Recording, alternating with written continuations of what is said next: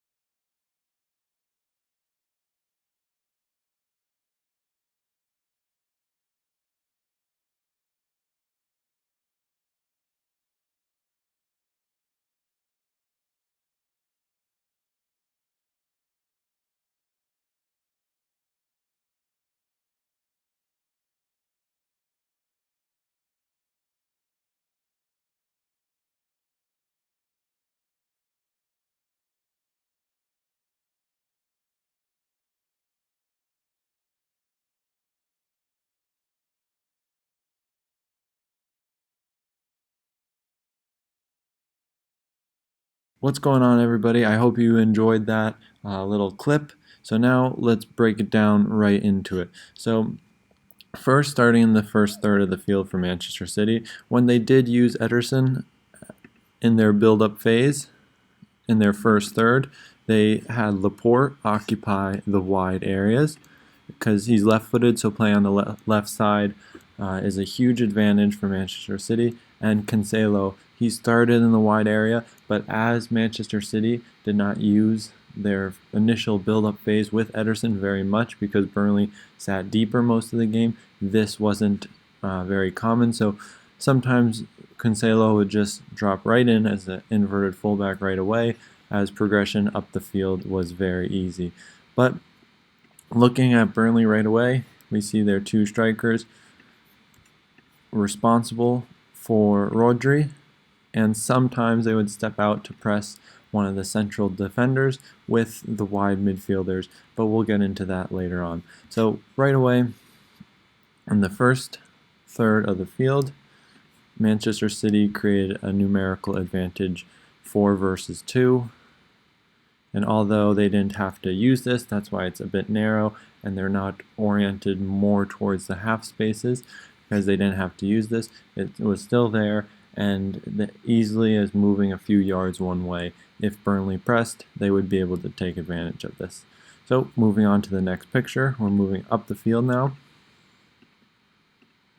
We can see Manchester City's shape start to take place. So now, using asymmetry and asymmetrical rotations, Manchester City create a back three, again with the single pivot of Rodri. And from here, we can look at the movement of first Laporte, who comes inside. I'm going to use a different color than that, white.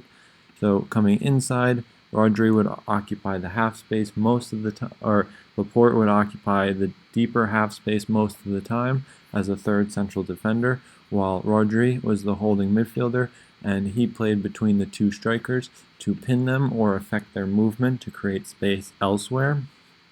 So positioning right between the two forwards, he was then able to affect them and create space for his teammates. And then also we have the positioning of Gundogan and Cancelo, which is crucial for how Manchester City played in this match. And we're going to look at it like this. They played in each of the half spaces, or their starting position at least was in each of the advanced half spaces, in the blind side or in the field of view of the opposing midfield block. So effectively, Manchester City used 2 players to manipulate all 4 midfielders of Burnley. And then we had Bernardo Silva playing in the 10 role in a very flexible role where he could come deeper into the space in the platform by Rodri between the midfielders, or he could go to either side of the half space and then help out and support depending on how the midfield shift. But that's all things we're going to get into right now. But just keep in mind the structure and the positioning of the players in relationship to the defense and how then the defense can then be manipulated from this set platform. So all in all, it was a 3-4-3 for Manchester City, but with a diamond in the midfield. So now, here we have it, clear shape with all the players being shown in it. Right here is the diamond midfield from Manchester City. And then now we have our back 3. And then we can see now the starting positions and the vertical or the diagonal relationship from the wide central defenders into the half space, just creating slight diagonal passes to make it easier on our teammates and harder on the opponents. And now we can see Burnley shape, just a clear 4-4-2. I'm going to try and make the diagrams a little smaller for Burnley so it's not too crowded. So clear 4-4-2.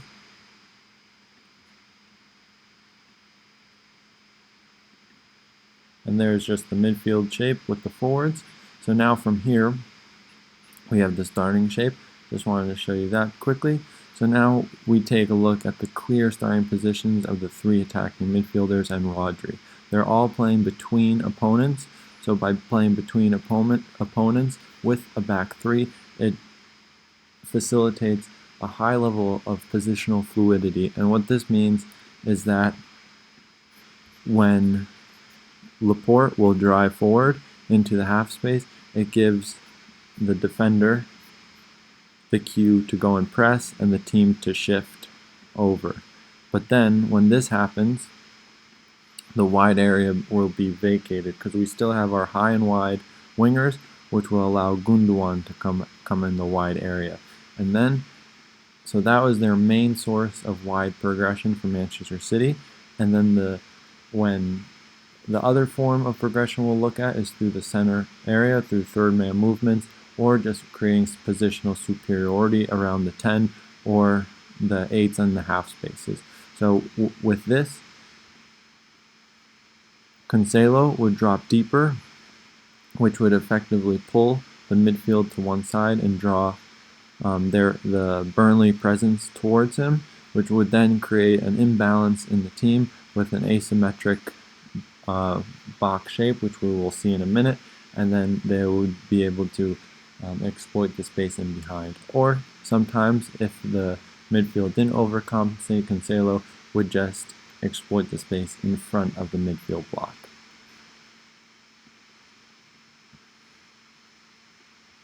So moving on now, another rotation from Rodri before we get into progression, and this was not as common from Rodri, but it did happen a few times, creating just a makeshift back 4 with Rodri dropping out of the pivot area, which would then create space for the midfielders to drop deeper into this area, and the whole purpose for this was when Rodri would drop deeper, the Burnley forwards would be attracted to the ball, step forward, and now we have space in the platform area, which is the area that the pivot usually plays in. So we have this space now that players can enter and use, and often use with a third man movement or a bounce pass to just the ball enters and then exits first time, which would then just draw the Burnley defense further forward, and then the space would then be between the lines. So this was just a way to manipulate Burnley and try and get them pulled out to then exploit them in behind the midfielders or even the back four.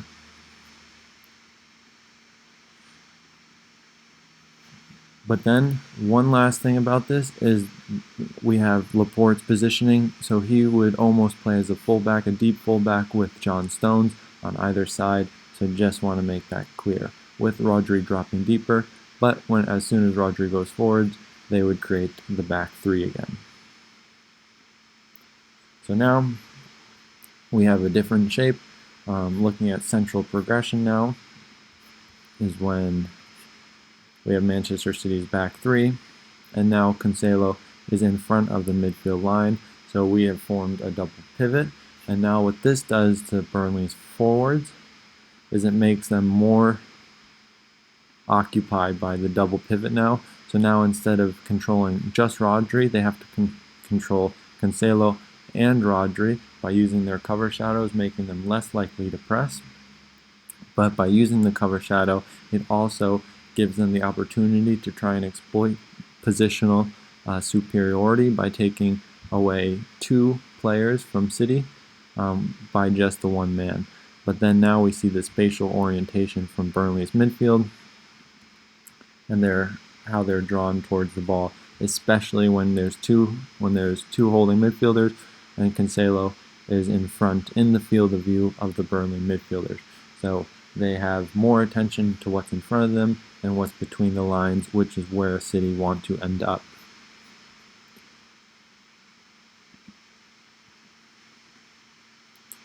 So now moving on. One last thing about this is we highlight the structure of Man City's midfield. It's an asymmetric midfield box now rather than a diamond. Still is a diamond, but a little more asymmetry now, staggered between the players to create diagonal passing options. And still, they're playing between the opposing teams, meaning Burnley's mid-block. They're playing between players to create tighter passing options, and even entry passes now will be between players.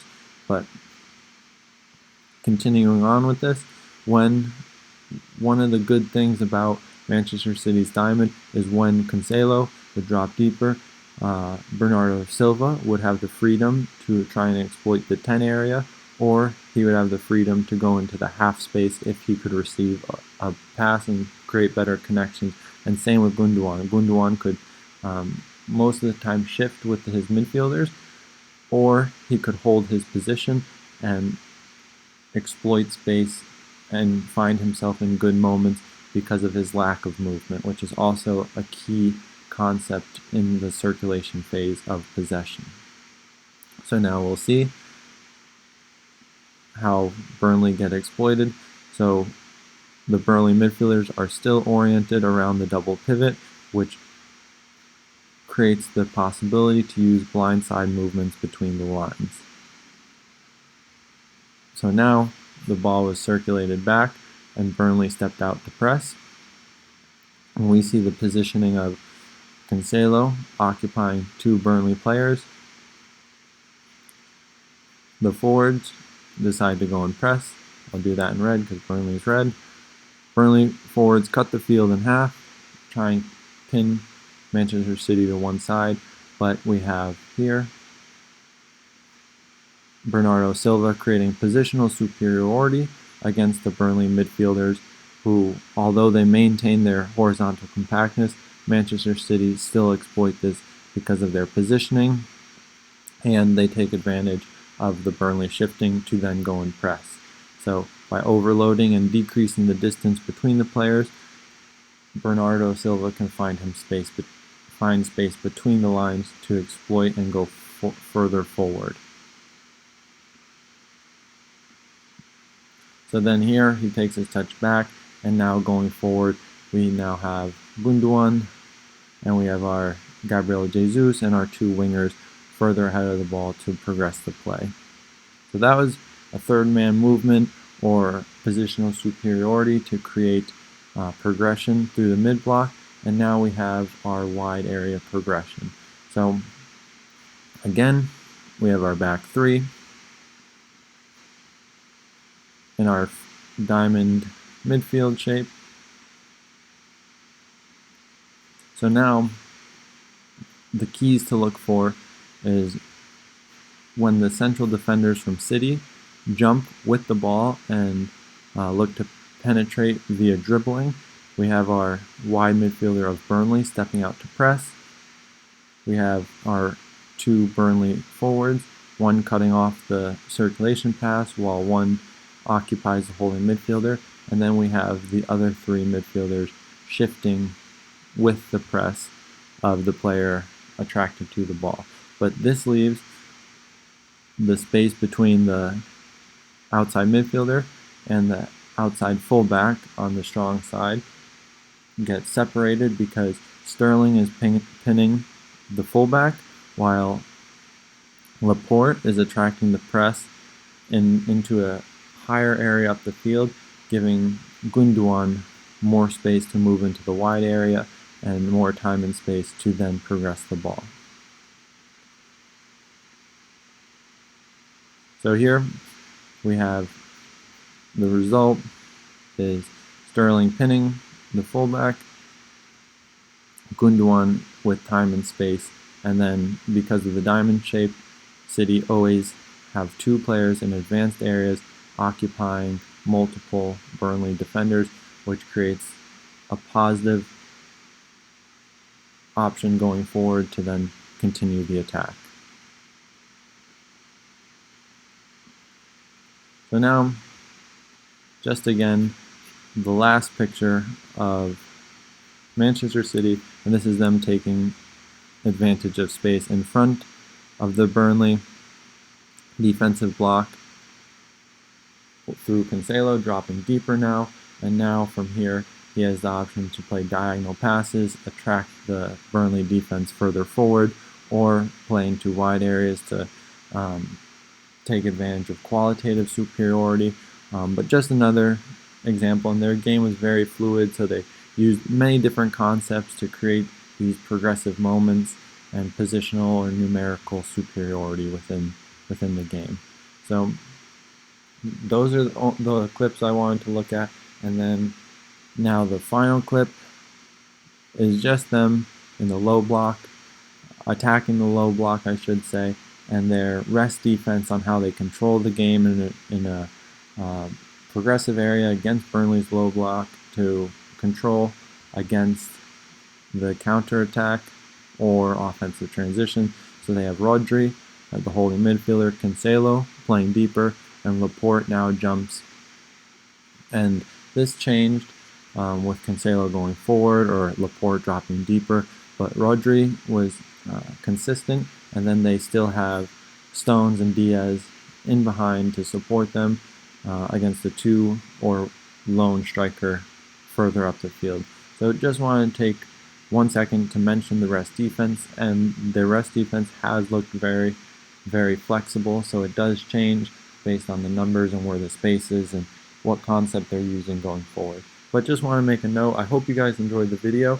Please like and subscribe to the channel, and I'll see you in the next one.